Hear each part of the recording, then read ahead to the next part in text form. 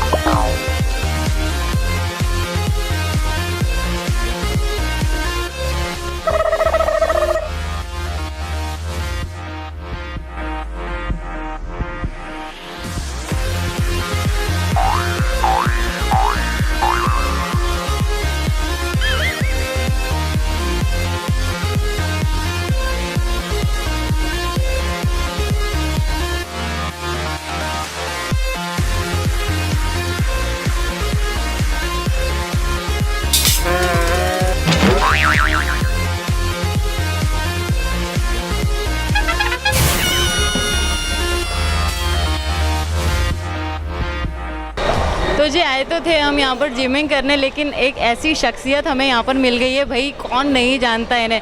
MP police की शान, पत्थर जैसी बॉडी वाले हमारे इंदौरी अर्नोल्ड हमारे बीच यहाँ पर मौजूद हैं। सर सबसे पहले आपका ठेठ इंदौरी शो में बहुत बहुत स्वागत है। बहुत बड़ी इंस्पिरेशन है आप हमारे लिए, यूथ के लिए। लेकिन एक क्वेश्चन दिमाग में हमेशा रहता है, ये जो गुस्सा है, ये जो गुस्से में बॉडी बनी है, ये शायद बचपन से ही है आपके, क्योंकि जब टीचर आपको बेवजह खड़ा कर देती थी क्लास में, तब आपका क्या रिएक्शन होता था? बचपन का थोड़ा सा हम एक जानना चाहेंगे। नहीं, मेरे साथ कभी ऐसा हुआ नहीं। मैं बचपन से ही साय नेचर और गलतियाँ मैंने क्यों बचपन से ही नहीं करता था। उस समय भी मुझे याद है, जब यदि एक हमारे हिंदी के टीचर थे तो उनने गलती से मुझे खड़ा भी किया, तो मैंने ठीक है मैम, यदि आपको लग रहा है तो आप सज़ा दो, पर मैंने गलती की नहीं है। और जैसे मॉनिटर्स बनाते हैं स्कूल में, तो एक बार हमारे फ्रेंड ने झूठा, वो बोल रहा है कि यार तुम नहीं वो करोगे तो मैं तुम्हारा झूठा नाम लिख के दे दूँगा कि ये मस्ती कर रहे थे। मैंने उनने दिया, तो जो हमारे मेन टीचर थे प्रिंसिपल, तो उनने बोला कि नहीं वो तो गलती कर ही नहीं सकता, तो उनको और सज़ा दी। तो देखा आपने, ये जो गुस्सा है ना, ये बहुत यही फूट रहा है यहाँ पर। ऐसे हमारे खुफिया सूत्रों से हमें पता चला है कि आप म्यूज़िक का बहुत नॉलेज रखते हैं और म्यूज़िक को बहुत पसंद करते हैं। तो क्या आप हमारे व्यूअर्स के लिए कुछ गुनगुनाएंगे? यूँ तो नहीं बोलूँगी कि गुनगुनाएंगे, आपको गुनगुनाना पड़ेगा, क्योंकि सर आपका ये रूप हम यहाँ पर देखना चाह रहे हैं। मुझे सारे म्यूज़िक अच्छे लगते हैं, किसी भी टाइप का हो। ज़्यादातर मैं गज़ल्स और भजन ही सुनता हूँ वैसे तो, पर मैं बाथरूम सिंगर भी नहीं बोल सकता हूँ अपने आप को। मैं सुन बहुत अच्छे से लेता हूँ, पर मैं खुद कैसे, और मेरा बोल्ड आवाज़ भी है ना। मैं कोशिश करता हूँ यार, पहली बार गाऊंगा, मतलब मैंने अकेले मोबाइल में भी नहीं गाया होगा खुद। सर पूरी जनता इंतज़ार कर रही है, पूरी इंदौर की जनता इंतज़ार कर रही है आपके गुनगुनाने का।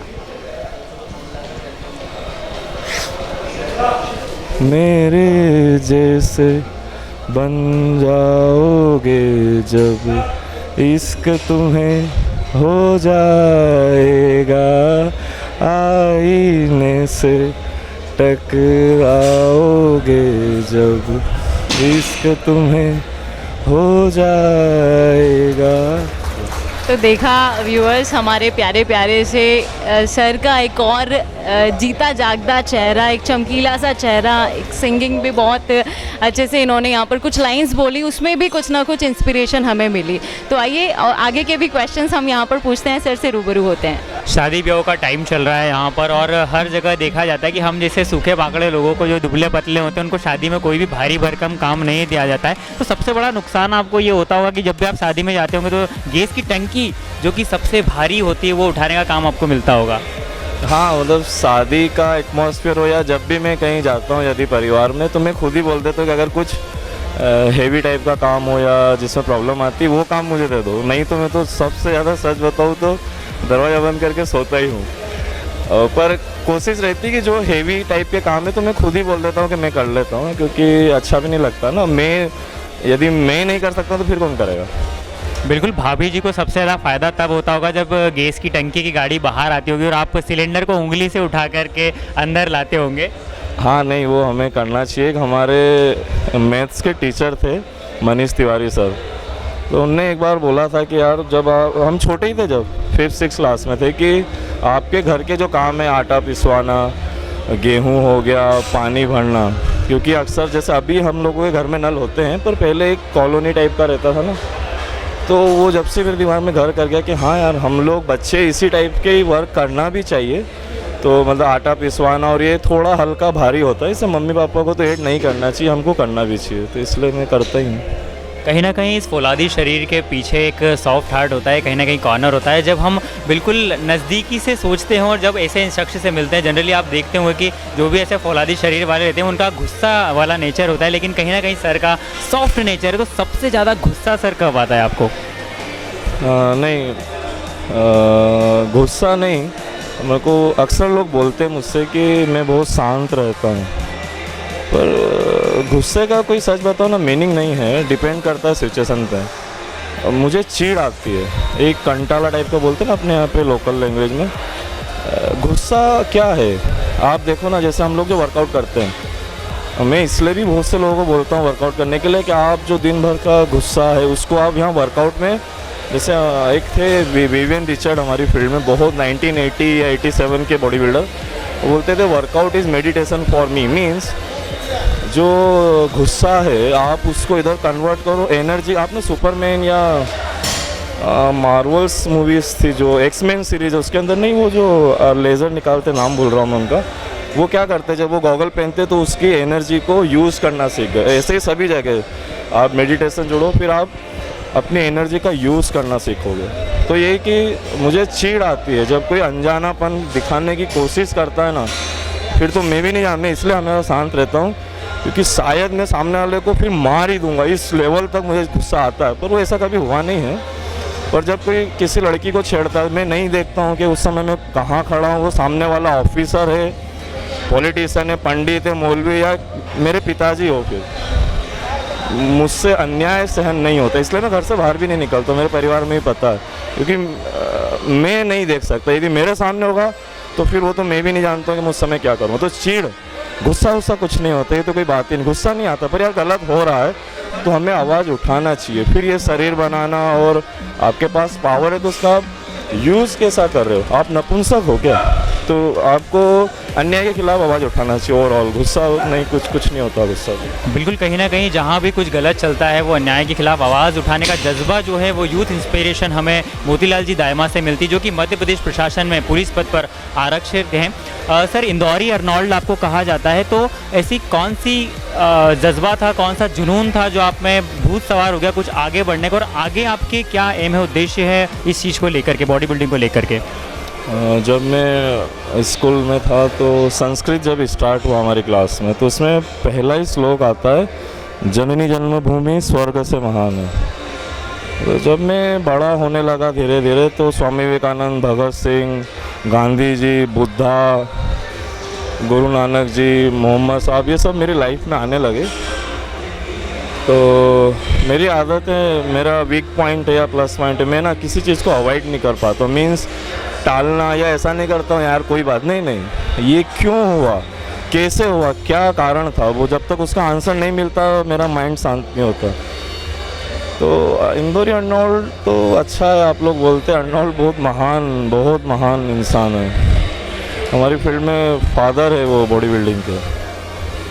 मेरे माइंड में एक ना हमेशा से थॉट रहा है कि मैं फेल होके नहीं मर सकता, मीन्स कि मेरा कोई ये ड्रीम नहीं कि एक 2 BHK घर और एक कार लाना है, मैं उससे अच्छा तो ऐसा लगता है आत्महत्या कर लो, कुत्ते बिल्ली जैसे नहीं जी सकता। मेरा एक ही ड्रीम है कि भाई मैं मेरे बच्चों का सुपर जो हीरो हम सुनते हैं कि मेरे पापा सुपर हीरो, नहीं वो गधे टाइप का नहीं बनना मुझे, सच में उनको प्राउड हो कि भैया हमारे पापा रियल हीरो है। आपकी वाइफ को प्राउड होना चाहिए कि मेरा पति ये है। अक्सर हम सुनते ना कि वाइफ ने धोखा दे दिया या पति ने, अरे यार वो क्यों नहीं धोखा देगी, तुम हो कौन, तुम पंचर माइंड, आपके माता पिता की वजह से आपकी शादी हो गई है, आपको अप्सरा जैसी वाइफ मिली, तुम गधे जैसे जीवन जी रहे हो बस।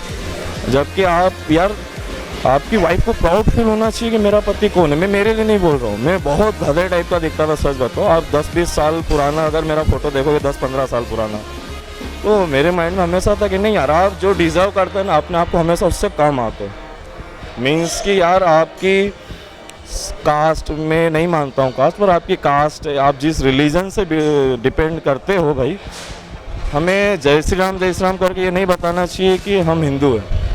एक मुस्लिम को ये प्राउड होना चाहिए कि हिंदू कैसा होता है। आप हिंदुत्व की परिभाषा ये दो ना कि सिर्फ तिलक लगा लिया और तिलक लगा के आप स्त्री को बुरी नज़र से देख रहे हो और उधर ही या हुसैन बोल रहे हो, तुम गुटखा खा रहे हो। भाई उनके इसमें नज़र का भी स्वभाव बोलते हैं, नज़र आपके नीचे नहीं ऊपर नहीं उठना चाहिए। तो ऐसे हर रिलीजन में सारे एक तरह से सेंटर पॉइंट प्योरिटी है। तो मेरी तो यार इंदौरी अर्नोल्ड मीन्स मेरा ये कोशिश है कि मैं इंदौर, मध्य प्रदेश, भारत, मेरी कास्ट, मेरी समाज और हिंदुत्व को नाम करूं नहीं करूं मेरा वो प्रॉब्लम नहीं है, मेरी वजह से वो बदनाम नहीं होना चाहिए। तो मैं अंतिम सांस तक मैं क्या कर सकता हूं, फिर अब मैं बॉडी बिल्डिंग में हूँ, पुलिस डिपार्टमेंट में हूँ, और अगर मैं इंदौर में रह रहा हूँ तो मेरा हर कृत्य, मेरा हर कर्म इसी पे डिपेंड करेगा कि उससे मैं मेरे डिस्ट्रिक्ट के लिए, मेरे स्टेट, मेरे देश के लिए, प्रगति के लिए क्या कर रहा हूँ। तो ये तो हम सभी को करना चाहिए। मतलब मुझे आश्चर्य होता है अगर सभी अपना ड्यूटी समझे। आप देखो चीन, जापान, इज़राइल, वो देश क्यों आ गए, उनके अंदर एक देश धर्म, देश के प्रति प्यार है। हमारे यहाँ पता ही नहीं, आप बच्चों से पूछो क्या करना, उनको यही पता नहीं। ये पता है कि भाई हमको रात को सैटरडे को नाइट में घूमने जाना है, ड्रिंक पार्टी करना है या स्मोकिंग करना, और फालतू का स्वतंत्रता चाहिए कि अय्यासी करना है। बिल्कुल एक जुनून होता है, गुस्सा होता है अंदर जो फूट कर जब सामने आता है जब आप ऑन स्क्रीन होते हैं, क्योंकि सर बहुत ही रिजर्व नेचर के हैं, जैसा कि उन्होंने कहा था कि बहुत कम मैं इन्वॉल्व होता हूँ। वो इसी कारण है कि कहीं ना कहीं गुस्सा है लोगों के प्रति, क्योंकि सब कुछ जानकर हम लोग अनजान बन रहे हैं। बिल्कुल सभी धर्मों को सपोर्ट करने वाले, हर जाति को इसी तरह से मानने वाले हमारे चमकीले से चमकते हुए से मोती हमारे बीच, बेशकीमती मोती हमारे बीच मौजूद है। सर एक और फनी क्वेश्चन आपसे, जो फेसबुक की बावलियाँ होती हैं उनको आप कैसे ट्रीट करते हैं, उनके लिए क्या बोलना चाहेंगे? सर शॉर्ट में सुनना चाहेंगे आपसे। नहीं, बावलिया नहीं होता है, अच्छा लगता है यदि कोई मुझे एक तरह से कॉम्प्लीमेंट होता है ना। यदि मुझे तो किसी का फ्रेंड रिक्वेस्ट भी आता है तो मैं अपने आप को एक अलग तरह से आंकता हूँ कि अच्छा मेरा अभी लेवल चल क्या रहा है, या मुझे और मेहनत करना चाहिए, और मेहनत कर। मैं कभी किसी से इसलिए हेल्प नहीं मांगता हूँ, indirectly directly. But sir irritation तो होता होगा ना कभी कभी? नहीं, वो गे से ज़्यादा होता है गे से बहुत परेशान हो। देखो एक ह्यूमन बिहेवियर है। अभी यदि कोई स्त्री मुझे फ्रेंड रिक्वेस्ट भेजती है, कमेंट करते हैं, मैसेज करते हैं, तो मैं अपनी लिमिट जानता हूँ, मैं दरवाजे बंद नहीं करता हूँ। मेरी आदत है हर चीज़ को फेस करो। तो जब मैसेज आता है मैं आंसर करता हूँ, पर मैं अपना लिमिट जानता हूँ। अभी वो उधर से कुछ भी बोले, भाई लास्ट वो आई लव यू बोलेंगे ना, पर मैं अपना लिमिट जानता हूँ, मैं विरोध नहीं करता हूँ। मेरी आदत ही नहीं कि मैं गेट बंद कर दूँ, ब्लॉक कर दूँ। गे को कर देता हूँ। एक समय जब वो ज़्यादा बहुत, मतलब मैं हेडेक और डिप्रेशन मुझे वही लोग देते हैं। ओके, तो देखा, लड़की हूँ आपने, बावली हूँ आपने, सर कभी आपका विरोध नहीं करेंगे। ऐसे एक लास्ट क्वेश्चन हमारा, हम जैसे सुकड़े बाकड़े बारीक चिमाइलियों और छिलपट्टों के लिए आपकी क्या हेल्थ एडवाइस रहेगी सर? आपने कहा था ना कि आपको गुस्सा आता है कि नहीं। मैं वर्कआउट से इसीलिए ज़्यादातर जोड़ने का सबको कहता हूँ कि मैं अभी 4 से 5, 6 हाईएस्ट 10-10 घंटे वर्कआउट किया है मैंने कंपटीशन पीरियड में। होता क्या है, एक बच्चे में भी जैसे जैसे बड़ा होने लगता है तो उसके अंदर एनर्जी बढ़ती है। आप देखो बच्चे पूरे टाइम कुछ ना कुछ फेंकेंगे, दौड़ेंगे, गाएंगे, कूदेंगे, क्योंकि उसके अंदर एनर्जी और वो विस्फोट कर रही है। अभी उसको या तो डायरेक्शन दे दो, नहीं तो पूरे घर को नीचे ले आएगा। ऐसे हम जैसे जैसे बढ़ते हैं, खाते हैं, एनर्जी लेवल बढ़ता है, उस एनर्जी को आपको डायरेक्शन देना पड़ेगा। यदि आप वर्कआउट कर लोगे, अब मेरे साथ क्या होता है, मैं मजाक में ही बोलता हूँ कि मैं 4-5 घंटे वर्कआउट करता हूँ, उसके बाद में आशीर्वाद की मुद्रा में होता हूँ। मीन्स एनर्जी पूरा खत साफ हो गया, अभी आप शांत ही रहोगे। आम आदमी क्यों इतना झगड़ता, रोड पे टकराते से क्यों लड़ता? अरे भाई, वो जो जिसने आप कभी ठुके हो ना, वो घर से निकला है कि मुझे जैसे ठुकना है, ना किसी को पता था कि इस समय तुम यहाँ मिलोगे। जब आप एनर्जी को कंट्रोल करना सीखोगे ना, आप रिएक्शन देना बंद कर दोगे, आप स्थिति को समझने लगोगे। आप मैं इसलिए वर्कआउट का बोलता हूँ कि आप जिम जाओ, आपके अंदर जो एनर्जी है वो यूज़ होने लगेगी। जब एनर्जी यूज़ होगी तो आप अपने आप शांत होने लगोगे। फिर आप खुद फील करोगे 10-5 दिन के अंदर कि यार अब मैं पहले से चिड़चिड़ापन कम हुआ है। पहली बात, शरीर अहंकार से जुड़ा हुआ है। यहाँ हमें सिर्फ अहंकार को कंट्रोल करके रखना है, और जैसे जैसे एनर्जी आती है तो गुस्सा और अहंकार वो बढ़ता है। तो उस दोनों को आपको बैलेंस, श्री कृष्ण को सुना, श्री कृष्ण बैलेंस लाइफ जीने का बोलते हैं। मेरे श्री कृष्ण आराध्य है। तो मैं, आप देखो, एक समुराई है, बहुत अच्छे योद्धा है वो, तलवारबाज। वो एक हाथ में दीपक और एक हाथ में तलवार रखते हैं। मैं एक पंच में मार सकता हूँ किसी को, पर मैं उतना ही शांत रहता हूँ कि कोई भी मेरा इनर पीस नहीं हिला सकता है। मैं हमेशा शांत रहता हूँ। तो मैं यही बोलता हूँ कि आप लोग सभी जिम नहीं, वही जिम जाओ, स्विमिंग करो, गड्ढा खोदो, रनिंग करो, कुछ भी करो, एनर्जी का यूज़ करो 1-1.5 घंटे के लिए। आपको बहुत अच्छा फील होगा, कॉन्फिडेंस लेवल बिल्ड होता है बहुत ज़्यादा। ओके, मतलब देखा दोस्तों आपने, पोटेंशियल और पेशेंस का जो होता है, और उस व्यक्ति का कभी कोई मुकाबला नहीं किया जा सकता जिसके पास शक्ति के साथ साथ सहन शक्ति भी होती है। तो इसी तरह से दोस्तों, thank you so much sir, आपने इतना समय हमें दिया। और बिल्कुल दोस्तों, देखते रहिए, फिट रहिए और हंसते रहिए, मुस्कुराते रहिए। ठेठ इंदौरी बाय इंदौरी एंकर्स, ओनली ऑन सिर्फ और सिर्फ फर्स्ट वॉइस न्यूज़ चैनल पर। Thank you.